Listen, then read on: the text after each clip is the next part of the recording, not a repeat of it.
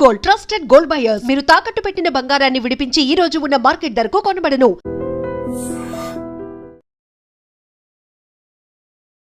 Sudden గా America అధ్యక్షుడు Donald Trump వైఖరిలో మార్పు వచ్చిందా?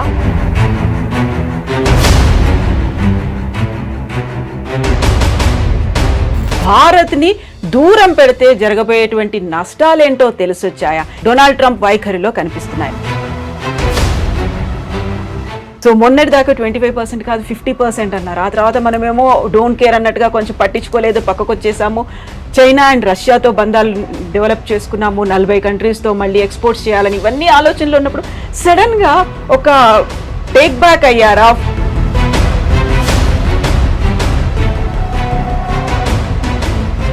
ట్రంప్ ఒక రియల్ ఎస్టేట్ సేల్స్మెన్, ఓనర్ అని చెప్పుకోవచ్చు. ట్రంప్ మెయిన్ స్ట్రాటజీ ఏంటంటే భారతదేశంతో డీల్ చేస్తున్నప్పుడు ఆయనకు ఒక మోడల్ ఏముండే,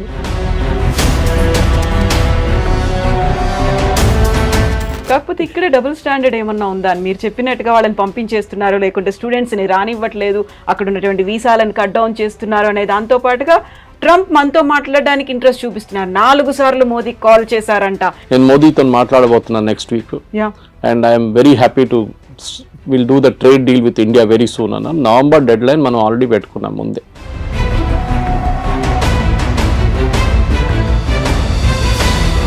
సో ఇక్కడే మనం చాలా స్టబ్బన్గా ఉన్నాం. మోదీ స్టబ్బన్గా ఉన్నాడు కాబట్టి అక్కడ కొంచెం టోన్ డౌన్ చేశాడు ట్రంప్. మనకి ఇప్పుడు తప్పని పరిస్థితుల్లో మన దగ్గరకు వస్తున్నారు అనేది. Your enemy is my friend అంటాం ఇంగ్లీష్లో. సో న్యాచురల్లీ మనం యుఎస్తో మన గొడవ ఉన్నాం, మనం చేసాం డైరెక్ట్ చైనా దగ్గరికి వెళ్ళాం. అండ్ లక్కీలీ SCO సమిట్ ఉండే ఆ టైంలో పుటిన్ కూడా వచ్చారు. దానికన్నా ముందు రాలేదు, పుటిన్ రాలేదు, జీ రాలేదు లాస్ట్ SCOకి.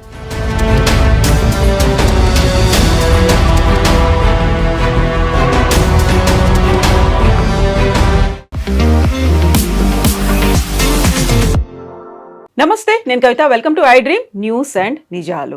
సడన్ గా అమెరికా అధ్యక్షుడు డొనాల్డ్ ట్రంప్ వైఖరిలో మార్పు వచ్చిందా? భారత్ ని దూరం పెడితే జరగబోయేటువంటి నష్టాలేంటో తెలిసొచ్చాయా? ఎందుకని సడన్ ట్విస్ట్లు, టర్న్లు డొనాల్డ్ ట్రంప్ వైఖరిలో కనిపిస్తున్నాయి? మనతో పాటుగా ఉన్నారు సీనియర్ జర్నలిస్ట్ సురేష్ కొచ్చాతిల్ గారు. సార్ నమస్తే. నమస్తే. సో మొన్నటిదాకా 25% కాదు 50% అన్నారు. ఆ తర్వాత మనమేమో డోంట్ కేర్ అన్నట్టుగా కొంచెం పట్టించుకోలేదు, పక్కకు వచ్చేసాము. చైనా అండ్ రష్యాతో బంధాలు డెవలప్ చేసుకున్నాము, 40 కంట్రీస్తో మళ్ళీ ఎక్స్పోర్ట్స్ చేయాలని ఇవన్నీ ఆలోచనలు ఉన్నప్పుడు సడన్గా ఒక టేక్ బ్యాక్ అయ్యారా? ఫుడ్ డౌన్ అయిపోయారు? ఏమైంది అక్కడ అసలు ట్రంప్ వైఖరిలో? ఎందుకు అలా కనిపిస్తోంది? ట్రంప్ ఒక రియల్ ఎస్టేట్ సేల్స్మెన్, ఓనర్ అని చెప్పుకోవచ్చు. మన జీవితం అంతా రియల్ ఎస్టేట్ అమ్మేయడం. మనకు అందరికి తెలుసు రియల్ ఎస్టేట్ వాళ్ళు ఎట్లా మాట్లాడతారని. వాళ్ళకు ఒక అగ్రెషన్ ఉంటుంది వాళ్ళ దాంట్లో. ఎందుకంటే ఒక ప్రాజెక్ట్ అమ్మాలంటే మీకు అంత ఈజీగా చేయలేరు. మీరు చిన్న చిన్న పోరోలను పంపించి చేయకుండా బాస్ డైరెక్ట్లీ డీల్ చేసినప్పుడు లాంగ్వేజ్ ఒకటి ఉంటుంది. అక్కడ take it or leave it అనేది ఒక లాంగ్వేజ్ ఉంటుంది. సో ట్రంప్ కూడా అంతే. సో ఆయన ఒకసారి ప్రెసిడెంట్ అయ్యారు, మళ్ళీ ఈ లాస్ట్ నెక్స్ట్ టైం మళ్ళీ ప్రెసిడెంట్గా వచ్చారు. సో ట్రంప్ మెయిన్ స్ట్రాటజీ ఏంటంటే భారతదేశంతో డీల్ చేస్తున్నప్పుడు ఆయనకు ఒక మోడల్ ఏముండే, మన వియట్నాం, UK ఇట్లాంటి రాష్ట్రాన్ని తీసుకొని EU ఇస్ అ యూనియన్ రాష్ట్రం అని చెప్పాలి దాన్ని. వీళ్ళందరినీ ఎగ్జాంపుల్గా తీసుకొని భారతదేశాన్ని కూడా మనం ఏమైనా చేసుకోవచ్చు, ఏమైనా చేయొచ్చు అని చెప్పి అనుకున్నారు. దాంట్లో 2 కారణాలు ఉన్నాయి. ఒకటి రష్యన్ ఆయిల్ గురించి మాట్లాడతారు. రష్యన్ ఆయిల్ మీద మన మీద ఎంత కోపం ఎందుకు? మనకన్నా ఎక్కువ చైనా కొంటున్నారు. మనం ఎన్నోసార్లు చెప్పాం. US పలేడియం కొంటున్నారు, యురేనియం హెక్సాఫ్లోరైడ్ కొంటున్నారు, ఫర్టిలైజర్ కొంటున్నారు రష్యా దగ్గర నుంచి. టర్కీ మనకన్నా ఎక్కువ ఆయిల్ కొనుక్కుంటున్నారు. కానీ వీళ్ళు ఎవరిని ముట్టకుండా మన మీద వచ్చి పడ్డారు.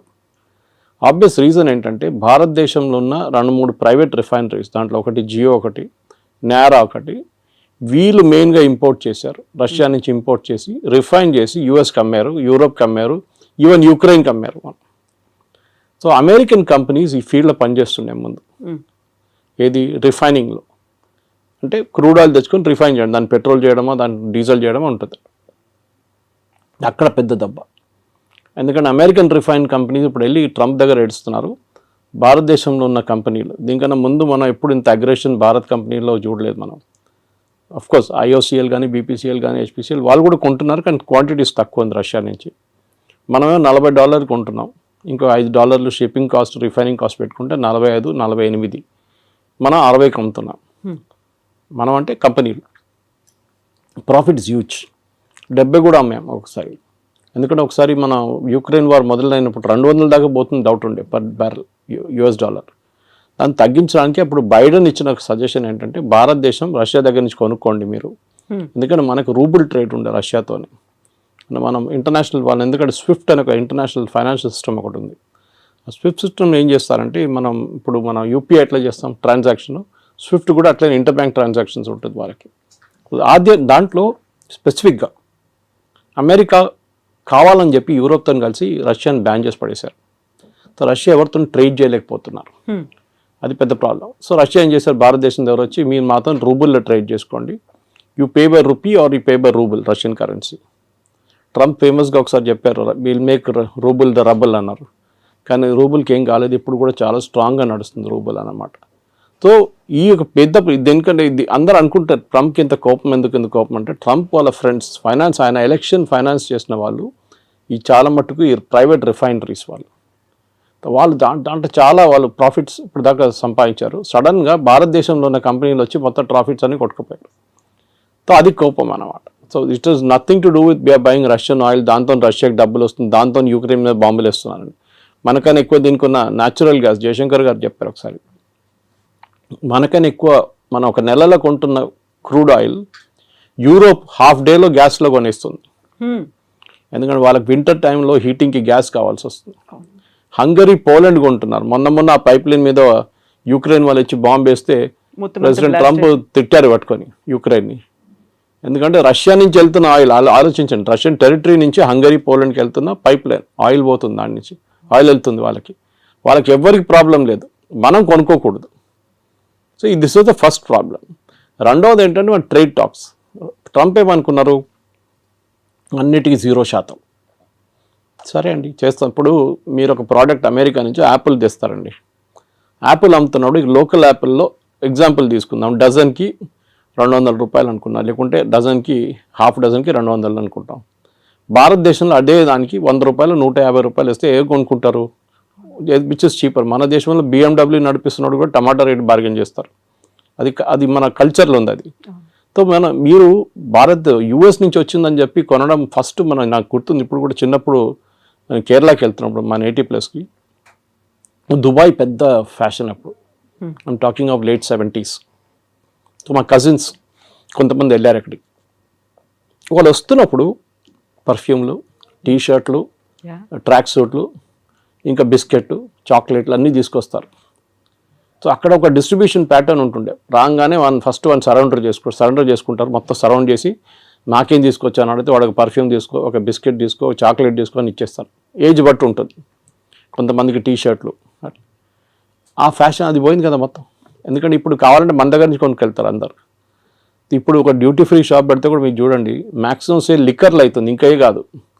పర్ఫ్యూమ్లు అంతా భారతదేశంలో దొరుకుతుంది, మీరు కస్టమర్ నోటిఫైడ్ షాప్కి వెళ్తే మీకు దొరుకుతుంది, నార్మల్ షాప్లో దొరుకుతుంది, మీకు బయట నుంచి ఎందుకు ఫ్యాషన్. US ప్రాబ్లం ఏంటంటే మా ప్రోడక్ట్ మేము భారతదేశంలో అమ్మాలి, మీరు డ్యూటీ తగ్గించండి. ట్రంప్ ఎప్పుడు చెప్తున్న ఒక ఎగ్జాంపుల్ హార్లీ డేవిడ్సన్, మీరు వినుంటారు. హార్లీ డేవిడ్సన్ మీద 150%, 200% పెట్టారు. ఇలా హార్లీ డేవిడ్సన్ మీద మీరు 300% కూడా పెట్టండి, ఏ ప్రాబ్లం ఉండదు. ఎందుకంటే అది కొనాల్సిన కొంటాడు, దాని క్రేజ్ తగ్గదు. క్రేజ్ అని కదా, క్రేజ్ ఒకటి, ఇట్స్ ఆస్పిరేషనల్ ప్రోడక్ట్ అంటాం మన ఇంగ్లీష్లో. ఒక యాపిల్ ఐఫోన్ లాగా, ఒక నాలాంటి వాళ్ళు ఒక OnePlus ఫోన్ నడిపిస్తున్నాడు, యాపిల్ ఐఫోన్ ఒక ఆస్పిరేషనల్ ప్రోడక్ట్గా ఉంటుంది. కానీ నాకు ఆ ప్రాబ్లం లేదు. ఓకే, మా కూతురు దగ్గర ఐఫోన్ ఉంది, కానీ నేనప్పుడు ఎంత సింపుల్ ఫోన్ అంత సింపుల్ నడిపించు. కానీ కొంతమందికి ఆస్పిరేషనల్ ప్రోడక్ట్స్ ఉంటుంది. ముందు US నుంచి వస్తున్న US ప్రోడక్ట్స్ మీద చాలా క్రేజ్ ఉండే, మేడ్ ఇన్ USA. అది మేడ్ ఇన్ చైనా అని యాక్చువల్లీ, దాన్ని స్టిక్కర్ పెట్టేసి మేడ్ ఇన్ USA చేసి మనకు అమ్ముతారనమాట. సో దాంట్లో మెయిన్గా మనకి మిషనరీ అక్కడి నుంచి వచ్చే కార్ల మీద మనకు ప్రాబ్లం లేదు. ఆల్రెడీ టెస్లా అమ్ముతున్నారు, బాంబేలో షోరూమ్ వచ్చేసింది, అమ్ముతున్నారు. మనకు మహారాష్ట్ర మినిస్టర్ కొన్నారంట first buyer of particular brands అన్ని స్కూల్కి పంపించడానికి. సో మన దగ్గర డబ్బులు ఉన్న వాళ్ళు ఉన్నారు, కొంటారు. ఎవరు అన్నారు India is a rich nation of poor people అని. సో అట్లా అనమాట. సో ఇక్కడ మన దగ్గర కొనడానికి చాలామంది ఉంటారు. సో మీరు ఏ రేట్ వేసినా కానీ కొంటారు. సార్ తగ్గిస్తాం, మీకు ఏం బెనిఫిట్ వస్తుంది, మీరు ఇంకా 10 మోటార్ సైకిల్ ఎక్కువ అమ్ముతారా, అమ్మేసుకోండి, ప్రాబ్లం. ఎందుకంటే మనకు ఆ రేంజ్లో హార్లీ డేవిడ్సన్ రేంజ్లో మన దగ్గర ప్రోడక్ట్స్ లేవు. హార్లీ డేవిడ్సన్ కాంపిటీషన్ BMW లాంటి బైక్స్తో ఉంటుంది, లేకుంటే మిగతా హైబూసా లాంటి బైక్స్తో ఉంటుంది, హై ఎండ్ బైక్స్తోనే ఉంటుంది. మన దగ్గర మనం వస్తున్నాం హై ఎండ్కి, కానీ మన దగ్గర ఇండియాలో ఒక మిడిల్ క్లాస్కి ఒక నార్మల్ బైక్ ఒక ప్లేస్ నుంచి ఒక ప్లేస్కి వెళ్ళడానికి బైక్ కావాలి. రేసింగ్ బైకులు కానీ మిగతా కానీ యంగ్స్టర్స్కి ఒక ఆస్పిరేషనల్ ప్రోడక్ట్గా ఉంటుంది. Second, agriculture imports. వాళ్ళు యుఎస్లో చాలా హెవీ సబ్సిడీ ఇస్తారు ఫార్మర్స్కి. ఇంకోటి వాళ్ళ టెక్నాలజీ చాలా అడ్వాన్స్డ్. మన దగ్గర మన భారతదేశం అన్నిటికంటే పెద్ద ప్రాబ్లం అగ్రికల్చర్లో టెక్నాలజీ యూజ్ చేయట్లేదు. చేస్తున్నాం కానీ చాలా తక్కువ. మీరు సౌత్లో చూడండి అండ్ పంజాబ్తో కంపేర్ చేయండి. హార్వెస్టింగ్ మొత్తం మెకనైజ్డ్ అయిపోయింది పంజాబ్లో కంప్లీట్గా. మనం యూఎస్లో చూస్తుంటే థ్రెషర్స్ వెళ్తుంటుంది, దాని నుంచి లారీలో పడుతూనే ఉంటుంది. అది మన దగ్గర సౌత్లో ఇంకా మాన్యువల్ టైప్ నడుస్తుంది. సరే ట్రాక్టర్లు యూజ్ చేస్తున్నారు, మిగతా అన్నీ ఉన్నాయి, కానీ ఇప్పుడు కూడా మన దగ్గర టెక్నాలజీ ఎక్కువ వాడలేదు. మన ప్రొడక్టివిటీ చాలా తక్కువ అగ్రికల్చర్లో. వెరస్ యూఎస్లో ప్రొడక్టివిటీ చాలా ఎక్కువ, ఎందుకంటే వాళ్ళు మిషనరీ చాలా యూజ్ చేస్తారు, దానికి సబ్సిడీ గవర్నమెంట్ ఇస్తారు. మన దగ్గర సబ్సిడీ ఎట్లా ఇస్తారు? ఫర్టిలైజర్ ఇస్తారు, ఎంఎస్పి కొంటాం మనం, అది కాకుండా నీళ్ళు ఫ్రీ, ఎలక్ట్రిసిటీ ఫ్రీ. అమెరికా ఏమంటున్నారంటే నీళ్ళు ఫ్రీయా, ఎలక్ట్రిసిటీ ఫ్రీయా, ఫర్టిలైజర్ ఫ్రీయా, మీకు విత్తనాల మీద కూడా సబ్సిడీ, ఇదన్నీ కలుపుకొని ప్రోడక్ట్ కాస్ట్ వేయాలంటున్నారు వాళ్ళు. అంటే మీరు ఒక కిలో బియ్యం మీరు ఎంఎస్పిలో 30-35 రూపాయలు కొంటే యాక్చువల్ కాస్ట్ దానిది 70 రూపాయలు 80 రూపాయలు. దానికోసం నేను షాప్కి వెళ్ళి కొనుక్కుంటే 70 రూపాయలు నడుస్తుంది ఇప్పుడు సోనా మసూరి, ఎందుకంటే that's actual cost. Subsidy without subsidy. Ration షాపులు అమ్మేది సపరేట్. సో యూఎస్ ఏమంటున్నారు, మేము సబ్సిడీ ఇస్తున్నాం, కరెక్ట్, మీరు కూడా ఇస్తున్నారు కదా, సో మన ఇద్దరు 0-0 చేసుకుందాం. సో మనకు పిచ్చేం లేదు అమెరికా నుంచి వచ్చే బియ్యం కొనడానికి. ఇక్కడున్న బియ్యం మనం బాగుంటుంది, మన సర్ప్లస్ ఉంది, and we like the local taste.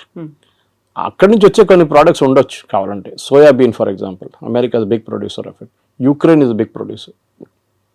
భారతదేశంలో ఎప్పుడు కూడా మన దగ్గర సన్ఫ్లవర్ ఆయిల్ కానివ్వండి, మిగతా ఆయిల్స్ చాలా మటుకు ఎక్సెప్ట్ ఫర్ కోకోనట్ ఆయిల్ పక్కన పెడితే అన్నీ ఇంపోర్టెడ్. మన దగ్గర లోకల్ ప్రొడక్షన్ చాలా తక్కువ. ప్రొడక్షన్ ఎందుకంటే కాస్ట్ చాలా ఎక్కువ.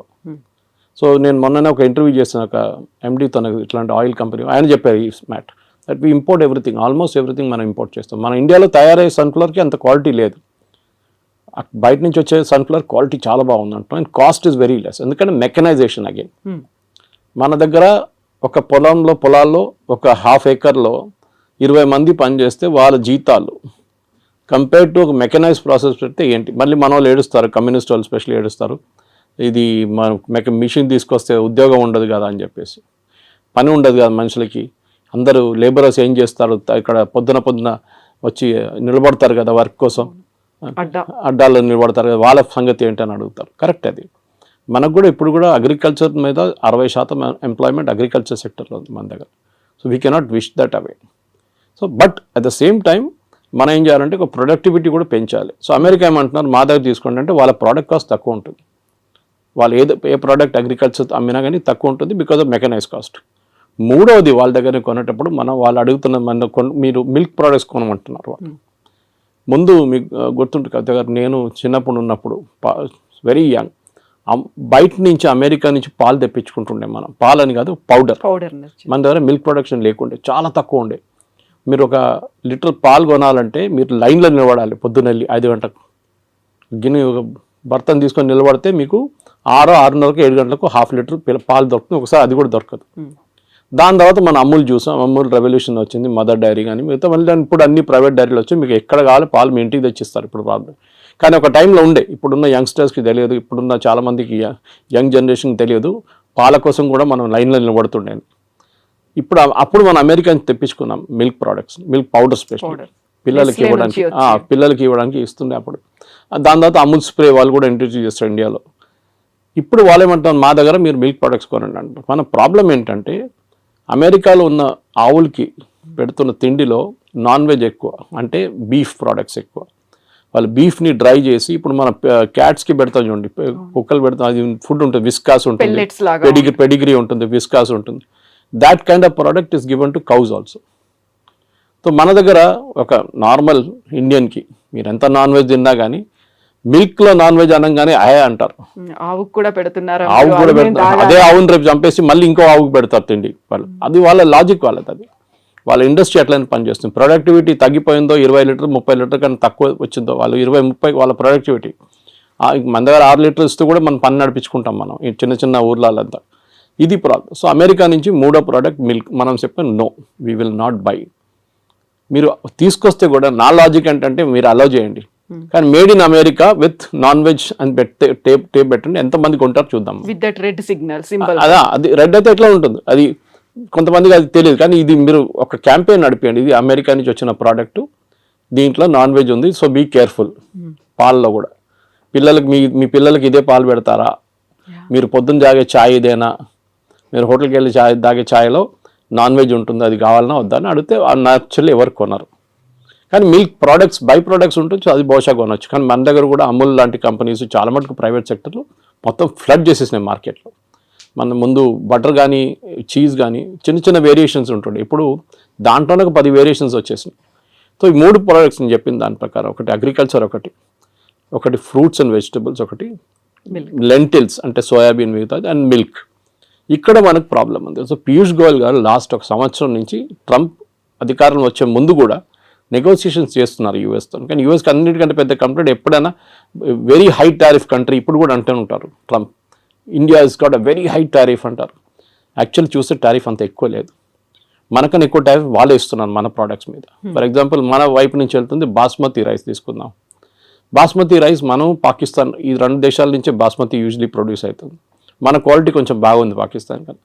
అక్కడ బాస్మతి ఎవరు యూజ్ చేస్తారు, ఇండియన్సే యూజ్ చేస్తారు. అక్కడ ఉన్న ఇండియన్ రెస్టారెంట్స్ కానీ ఇండియన్ డయాస్పోరా వాళ్ళు యూజ్ చేస్తారు. మీరు ఎక్కడి నుంచి తెప్పించుకుంటారు, టర్కీ నుంచి తెప్పించుకుంటారా బాస్మతి, అక్కడ ఉండదు వాళ్ళు. So you have to buy, they will buy. So ఇప్పుడు మీరు $5 ఇస్తే మీరు $10 కొంటున్నారు ఇప్పుడు టారిఫ్తో. Okay, that is one. రెండవది జెమ్స్ అండ్ జ్యువెలరీ.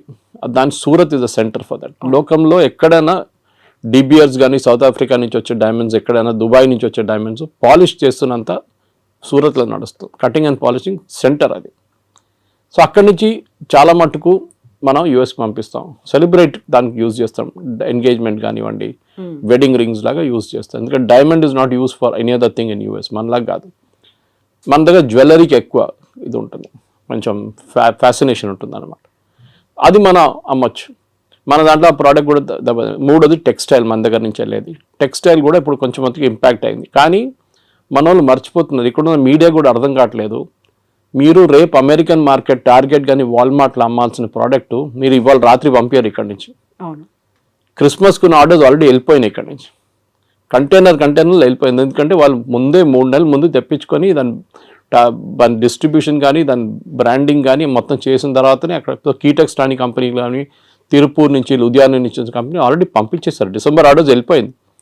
ఇది మనం ఆయిల్ కొంటున్నట్లనే, ఆయిల్ ఎప్పుడు కొంటున్నప్పుడు క్రూడ్ ఆయిల్ రేపటి కోసం కొనం మనం, జనవరి ఫ్యూచర్స్ ఇప్పుడు కొంటాం మనం, well in advance you have to plan. So అట్లా, సో మన వాళ్ళకి ఈ entire position they are not understanding. కానీ పేపర్లలో మీడియాలో ఎంతమందిని పంపించేశారు ఇంటికి, వేలాది మంది ఉద్యోగం లేదు, ఏం జరగట్లేదు. Yes, there is a expansion లేదు.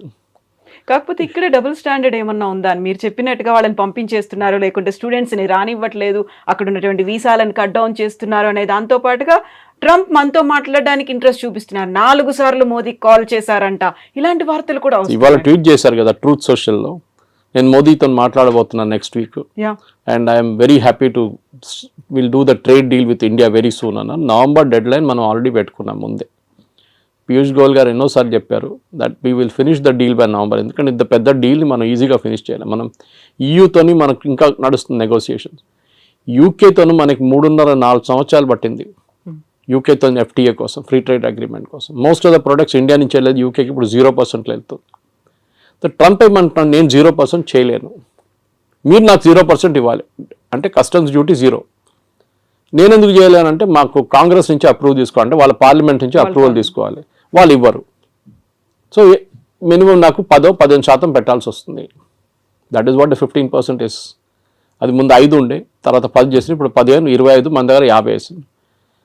అగైన్ రష్యన్ ఆయిల్ గురించి మాట్లాడుతున్నప్పుడు సేమ్ ప్రాబ్లం. రష్యన్ ఆయిల్ని మనం ఇంకా కొంటామని చాలా క్లియర్గా ప్రధానమంత్రి చెప్పలేదు, కానీ మిగతా అందరూ మాట్లాడుతూ చెప్పారు. జయశంకర్ గారు కానీ మిగతా ఫారిన్ మినిస్టర్ మాట్లాడుతూ we will buy oil from the best source possible. ఎందుకంటే మాకు ఎంత తక్కువ రేట్లో వస్తే అంతమంది మేము అమ్ముతాము. మేము will not by expensive oil. US ఏమంటున్నారు, మా దగ్గర నుంచి ఆయిల్, షేల్ ఆయిల్ ఉంటుంది వాళ్ళ దగ్గర నుంచి దాట్ ప్రోడక్ట్ కాస్ట్ ఎక్కువ ఉంటుంది షేల్ ఆయిల్ది. అది కూడా distance of shipping it. US నుంచి ఇండియాకి తీసుకురావాలంటే ఆయిల్ మీకు వెస్ట్ ఏషియా నుంచి దగ్గర పడుతుంది, రష్యా నుంచి కూడా ఈజీగా తెప్పించుకోవచ్చు, ప్రాబ్లం లేదు, పెద్ద డిస్టెన్స్ ఏం లేదు. ఎందుకంటే రష్యాకి డిఫరెంట్ పైప్ లైన్స్ ఉన్నారు. మన గ్వాడర్ పోర్ట్ మన ఇరాన్లో డీల్ చేస్తున్నాం చూడండి, we're planning to bring the oil there. అక్కడి నుంచి మనం ఇక్కడ తీసుకురావడానికి భారతదేశం 2 రోజులు వచ్చేస్తుంది షిప్, మిగతాది 6 రోజులు 7 రోజులు తీసుకుంటుంది అనమాట. So it's all a big process. కానీ మన దగ్గర ఉన్న మీరు అడిగిన స్టూడెంట్స్ అడిగారు, it's is a different thing. అది దానికి పెద్ద ప్రాబ్లం ఉంది, లేదని చెప్పలేము. మన దగ్గర ఎస్పెషల్లీ తెలుగు స్పీకింగ్ స్టేట్స్లో యూఎస్కి వెళ్ళడం అనేది ఒక పెద్ద ఫ్యాడ్. యూఎస్కి వెళ్ళకపోతే వాడు యూజ్లెస్ ఫెలో, అమ్మాయి అని అబ్బాయి అని వాళ్ళు పనికిరారు. ఇక్కడ ఉన్న వాళ్ళు ఈవెన్ యూరోప్కి వెళ్ళి జర్మనీకి వెళ్తే కూడా నో యూఎస్కి వెళ్ళలేదు కదా నువ్వు ఫినిష్డ్. చదివారా, అక్కడ ఉద్యోగం చేస్తారు, అక్కడ పెట్రోల్ బంక్లో సూపర్ మార్కెట్లో పనిచేస్తారు. ట్రంప్ ఏమంటున్నారు, మీరు చదవడానికి వచ్చారు, చదవండి, దాని తర్వాత వెళ్ళిపోండి. ఆప్షన్లో ఓపీటీస్ ఉన్న ట్రైనింగ్ ఉంటుంది, ఇంకా 2 సంవత్సరాలు ఉండొచ్చు కావాలంటే. మిస్యూజ్ చేస్తున్నారు, అందరూ అనట్లేదు, సర్టన్ పర్సంటేజ్ వాళ్ళు. ఇప్పుడు వాళ్ళు ఏం చేస్తున్నారంటే క్రాక్ డౌన్ అక్కడ నడుస్తుంది. 4600 మందిని లాస్ట్ 3 నెలలు పంపించేశారు ఇండియాకి స్టూడెంట్స్ని. ఎందుకంటే కోర్స్ అయిపోయిన తర్వాత కూడా అక్కడ ఏదో చిన్న పని చేసుకుంటా ఇల్లీగల్గా చేస్తున్నారు. ఎవరైనా అమెరికన్ వర్కర్కో లేకుంటే లీగల్ వర్కర్కి $10 ఇవ్వాలంటే గంటకి, మన వాళ్ళు వెళ్ళి $5 పనిచేస్తారు. సో దట్ ఇస్ మొన్న మీరు కూడా వెళ్ళొచ్చారు యూఎస్కి, you know the situation, it is like that. అది ఎప్పటి నుంచో అట్లా ఉంది. దాని తర్వాత ఎట్లయినా గ్రీన్ కార్డ్ ఒకటి వచ్చిన తర్వాత దానికోసం వెయిట్ చేస్తారు, దాని తర్వాత సిటిజన్షిప్ నెక్స్ట్. ఇది వీ షుడ్ ఒక కంట్రీకి వెళ్ళినప్పుడు, ఇప్పుడు మనం బంగ్లాదేశ్ వాళ్ళని రోహింగ్యాలను తిట్టుకుంటాం ఇక్కడ, వాళ్ళు వచ్చి మన దగ్గర వచ్చి మొత్తం మన ఉద్యోగం తీసుకెళ్ళిపోతున్నారు, మన ఇక్కడ మన భారతదేశం ఏంటో ధర్మశాల అనేది అంటాం మనం. యూఎస్ కూడా అదే అంటున్నారు, మా సిటిజన్స్ ఉన్నారు, వాళ్ళకు ఉద్యోగం కావాలి, మీరు వచ్చి తీసుకెళ్ళిపోతున్నారు అని ట్రంప్. ఎందుకంటే ఆయన ఎలక్షన్ క్యాంపెయిన్ దాని మీద ఉండే, make America great again, American jobs protect చేస్తాం. సో న్యాచురల్లీ ఆయన చేస్తారు అది. కానీ మన దగ్గర ఏముండాలంటే high and skills, chip design ఉండొచ్చు, ఏఐ బేస్డ్ వర్క్ ఉండొచ్చు, రోబోటిక్స్ ఉండొచ్చు, దాంట్లో హై అండ్ వర్క్ చేసేటోళ్ళని ఇప్పుడు అడుగుతున్నారు. వాళ్ళంతా మిగతా లో అండ్ మాకు వద్దు. ఇది దుబాయ్లో కూడా జరిగింది. 70s, 80s, 90s up to 2000 దుబాయ్లో కన్స్ట్రక్షన్ బూమ్ ఉండే. వర్కర్లు కావాలి, సిమెంట్ హ్యాండిల్ చేసే మిక్సర్స్ కావాలి, అట్లనే సెంటరింగ్ చేసేటోళ్ళు కావాలి, ప్లాస్టరింగ్ చేసేటోళ్ళు కావాలి, ఎలక్ట్రీషియన్స్ కావాలి. ఇప్పుడు ఆ ఫేస్ అయిపోయింది దుబాయ్లో. The construction face is over, now the maintenance face is going on. నడిపించడానికి మనుషులు కావాలి. So that skill is different అన్నమాట. మన వాళ్ళు ఏం చేస్తున్నారంటే ఇప్పుడు కూడా చదవడానికి ఎందుకు వెళ్తారు, కొన్ని యూనివర్సిటీస్ అసలు పేపర్లో కూడా ఉండదు, అట్లాంటి యూనివర్సిటీ కూడా వెళ్ళరు. ఇక్కడ మనకు కొంచెం ఎడ్యుకేషనల్ కన్సల్టెంట్స్ కూడా ఆ బిజినెస్ చేస్తారు. వాళ్ళు లేనిపోయిన లోన్లు ఇచ్చేసి మీకు అన్ని చూపించేసి మిమ్మల్ని ఎక్కడ ఆకాశం మీద ఎక్కిచ్చేస్తారు వాళ్ళు. అక్కడ వెళ్ళినాక అంతే సంగతి, మీరు ఈజీగా అదే అయిపోతారు.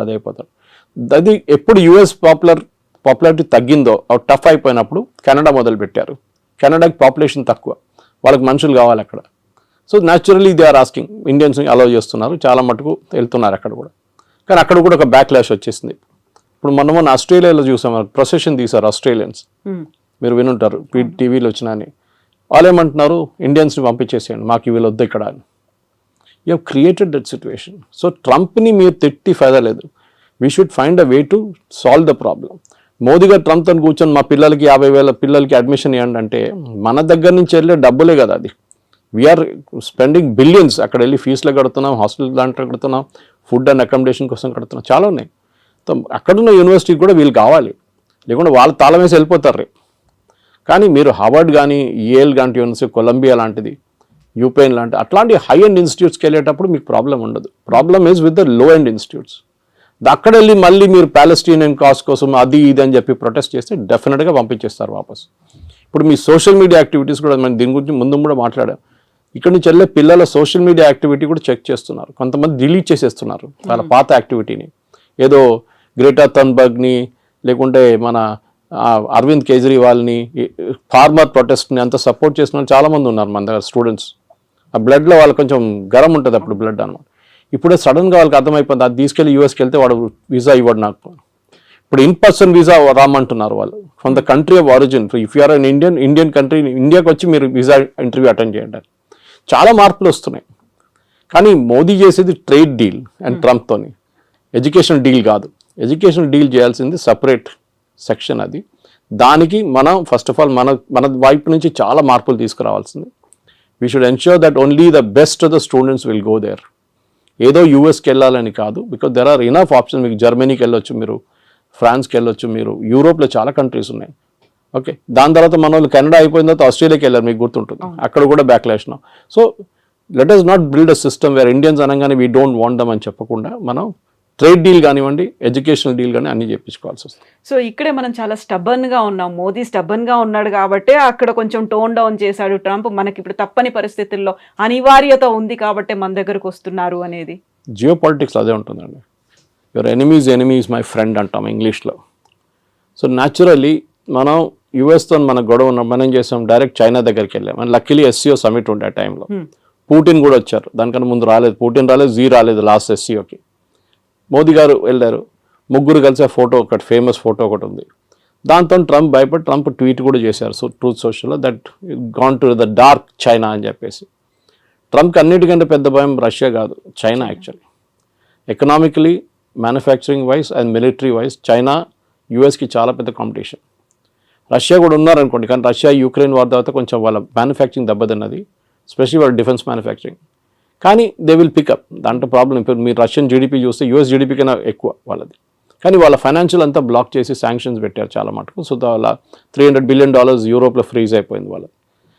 ఎస్, మనం టఫ్గా ఉన్నాం, టఫ్గా ఉండాల్సింది. టుడేస్ జియో పాలిటిక్స్లో మీరు బెండ్ అయితే మిమ్మల్ని కోసి పడేస్తారు వాళ్ళు. యూ కెనాట్, మీరు స్ట్రైట్గా నిలబడి ఫైట్ చేయాల్సిందే. So that is the main thing we need to do.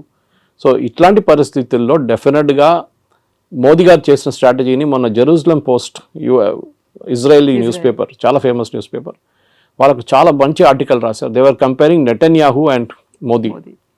గాజాలో ఒక హాస్పిటల్ మీద ఒక స్ట్రైక్ జరిగింది, ఒక బాంబ్ అటాక్ ఇజ్రాయెల్ వాళ్ళు చేశారు. చేసినప్పుడు దాంట్లో 6 జర్నలిస్టు, కొంతమంది డాక్టర్లు చనిపోయారు. పెద్ద గొడవ అయింది. ఇజ్రాయలీ ప్రైమ్ మినిస్టర్ నెటన్యాహు, మళ్ళీ వాళ్ళ డిఫెన్స్ మినిస్టర్, వాళ్ళందరూ చీఫ్ ఆఫ్ స్టాఫ్ అందరూ అపాలజైజ్ చేశారు వచ్చి. With 3-4 hours. Next day, third day తెలిసింది దాంట్లో 4 హమాస్ టెర్రరిస్ట్ ఉన్నాయని. ఇప్పుడు మీరు ఆల్రెడీ అపాలజైజ్ చేసేసారు, అపాలజీ రిటర్న్ తీసుకోలేరు. Should you have weighted? So వాళ్ళు అన్నారు learn from Modi. A reaction లేరు. ట్రంప్ అదన్నారు, ఇదన్నారు, తిట్టారు, అది అన్నారు, మోదీ ఫోన్ చేయట్లేదు అన్నారు, నేను అది చేస్తాను అన్నారు. Not even a single word. దానికోసం ఇంగ్లీష్లో అంటారు పిక్చర్ స్పీక్స్ 1000 words అని. ఆ ఫోటో పెట్టేసి ఖతం చేస్తే మొత్తం ఇంపాక్ట్ వచ్చేస్తుంది అంత. సో ట్రంప్ దానికోసం దిగి వచ్చారు. ఎందుకంటే ట్రంప్కి ఇప్పుడు రష్యా చైనా కలిసే ప్రాబ్లం లేదు, వాళ్ళు న్యాచురల్ అలైస్ వాళ్ళు. కానీ అదే ఎందుకంటే ఇద్దరు డిక్టేటర్షిప్స్. మన దగ్గర అట్లా కాదు, మన దగ్గర డెమోక్రసీ ఉంది. So natural and this market 140 కోట్ల మంది ఉన్న మార్కెట్ ఇస్ హ్యూజ్ మార్కెట్, చాలా పెద్ద మార్కెట్. సో అట్లాంటి పరిస్థితుల్లో మన దగ్గర ఉన్న నాలెడ్జ్, మన దగ్గర ఉన్న టెక్నాలజీ అడ్వాంటేజ్, మన దగ్గర ఉన్న సైంటిఫిక్ పూల్, స్టెమ్ కానీ స్టెమ్ లాంటి కోర్సెస్ మన దగ్గర ఉన్నప్పుడు, మనలాంటి IITs, మనలాంటి IIMs ఉన్నప్పుడు డెఫినెట్గా ఇండియా ఇస్ ఫార్ అహెడ్. చైనాతో కాదు, but we're far ahead of other countries, మిగతా కంట్రీస్తో పోలిస్తే. కానీ ఎస్, చైనాతో మనకి ఇంకా చాలా క్యాచింగ్ అప్ ఉంది. ఎస్పెషల్లీ మ్యానుఫ్యాక్చరింగ్లో మనం 30 సంవత్సరాలు బిట్వీన్ 1970 and 1991 మనం we lost a lot of time. 60 నుంచి 90 దాకా మన మ్యానుఫ్యాక్చరింగ్ పెద్దగా దెబ్బతిన్నాం. మన ఈ సోషలిస్ట్ మోడల్కి వెళ్ళి రష్యన్ మోడల్ తీసుకొని పెద్ద పెద్ద స్టీల్ ప్లాంట్లు అన్నీ కట్టాం. That has become useless now. So anyway that's a different debate. కానీ మీరు అడిగిన ప్రశ్నకి ట్రంప్తోని టఫ్గా ఉండాల్సిందే. ఎక్కడికి ఎవరెవరు టఫ్గా ఉంటారో వాళ్ళతో ట్రంప్ దిగొస్తారు. చూసాం మనం దీనికన్నా ముందు కూడా. వేరస్ మెక్సికో కానీ, మెక్సికో లాంటి దేశం, ఆయన అన్నారు మనకు చాలా డ్యామేజింగ్ స్టేట్మెంట్ ఇచ్చారు ట్రంప్. డాన్స్ చేస్తే వాళ్ళు డాన్స్ చేస్తారు, నేను డాన్స్ చేయమంటే కూర్చోమంటే కూర్చుంటారని. Is telling a president of another country. ఆలోచించండి, నేను ఏం కావాలంటే చేస్తే మీరు చేస్తారు నా కోసం. ఎందుకంటే ఒకసారి చేశారు, టారిఫ్ తగ్గించామని తగ్గించేస్తారు. మనం sorry, we will not do it. మనకు కూడా ఒక ఆత్మగౌరవం ఉంటుంది, ఒకటి ఈగో ఉంటుంది, మనకి హెల్దీ ఈగో ఉండాలి అంతే. So we will not do it as a nation. ఇప్పుడు మోదీ గారికి చాలా ఈజీ ఉండే, అన్నిటి అగ్రి అని చెప్పి సంతకం పెట్టేసి అయిపోతుండే, ఈ శాంక్షన్స్ ఏమో లేకపోతుండే. కానీ లాంగ్ టర్మ్లో డ్యామేజ్ వస్తుండే మనకి. ఆ లాంగ్ టర్మ్ డ్యామేజ్ ఇప్పుడు ఉండదు. And that is the main thing. Long term damage పక్కన పెట్టేసి we have to now take care of. సరే, ట్రంప్ దిగొచ్చారు కదా, మనం కూడా మాట్లాడదాం. మనం కూడా ఇప్పుడు లేదు గుర్రం మీద కూర్చొని నేను మాట్లాడలే అని చెప్తా, ఇట్లా కాదు కదా. So elephant and dragon are dancing అని చెప్పి ట్రంపే చెప్పారు. అండ్ డెఫినెట్లీ ఈ యొక్క troika of power Russia, China, ఇండియాది మనం దాన్ని డైల్యూట్ చేయకూడదు. ట్రంప్ ఇవాళ చెప్పారు, మళ్ళీ రేపు ఇంకా చెప్తారు. మళ్ళీ US can never be trusted. 71 వార్లు అదే చేశారు. మళ్ళీ దాని తర్వాత పోఖ్రాన్ 2 చేసినప్పుడు, వాజ్పేయి గారు ఉన్నప్పుడు అదే మన మీద శాంక్షన్స్ పెట్టారు, నాట్ టారిఫ్స్ కాదు. అంటే మీరు ఒక ప్రోడక్ట్ కొనలేరు, అమ్మలేరు, ఆ పరిస్థితికి వచ్చేసాం మనం కంప్లీట్గా. మన క్రయోజెనిక్ ఇంజిన్స్ కావాలంటే మొత్తం ఆపేశారు. నంబి నారాయణ గారిని కేసులో ఇరికిచ్చారు యుఎస్ వాళ్ళు సిఏ యూజ్ చేసి. పాపం ఆయన అసలు ఎందుకు ఆ ప్రాజెక్ట్ డిలే చేయడానికి, ఎందుకంటే వివర్ పోక్రాన్ చేసామని చెప్పేసి. దాని తర్వాత చూడండి ఇప్పుడు Vajpayee refuse to bend. George Fernandes ఆ టైంలో దానికన్నా ముందు కోకోకోలాని బయట తరిమి కొడితే థమ్స్అప్ గ్రో అయింది అప్పుడు. ఇప్పుడు కూడా Thums Up is #1 Indian brand. So అట్లా చాలా ఉంది. కొంతమంది అన్నారు కేఎఫ్సి బాయ్కాట్ చేద్దాం, మన మెక్డానల్డ్స్ బాయ్కాట్ చేద్దాం, పెప్సీ తాగొద్దు, కోక్ తాగొద్దు. That's all childish. అది కాదు చేస్తే అది మనం బంగ్లాదేశ్లో ఎక్కడ చూసాం అట్లాంటి ప్రొటెస్ట్ అంతా. మన దగ్గర మెచ్యూర్గా రియాక్ట్ కావాలి. మోదీ గారు is dealing in very very mature manner. ఇది అయిపోయిన తర్వాత డెఫినెట్గా as we should negotiate. And నెగోషియేషన్లో మోదీ ఈజ్ ఛాంపియన్. ట్రంపే చెప్పారు అది. గుజరాతీతో బార్గెన్ చేయడం అనేది అంత ఈజీ కాదు. And Piyush Goyal is no less chartered accountant. He knows, ఆయన మినిస్ట్రీ ఆయనకు చాలా బాగా తెలుసు. కానీ it is not his own decision. ఆయన డిసిషన్ ఒకటే కాదు కదా, it is a cabinet decision. So డెఫినెట్గా ఎన్నోసార్లు తిరిగి వచ్చారు, తిరిగి వచ్చారు. Definite we will go half వే. వాళ్ళు కూడా హాఫ్ వే రావాల్సింది.